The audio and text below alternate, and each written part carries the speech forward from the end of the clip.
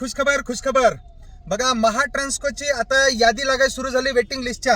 आणि आतापर्यंत कराड झोन, वाशी झोनचं त्या ठिकाणी लिस्ट बाहेर आलेलं आहे. पण आज अवघ्या तास 2 तासापूर्वी मला बऱ्याच माझ्या विद्यार्थ्यांचे फोन आले, ज्यांचं अमरावती झोनमध्ये सिलेक्शन झालेलं आहे, त्यांना डायरेक्ट त्या ठिकाणी मेल करण्यात आलेले आहेत.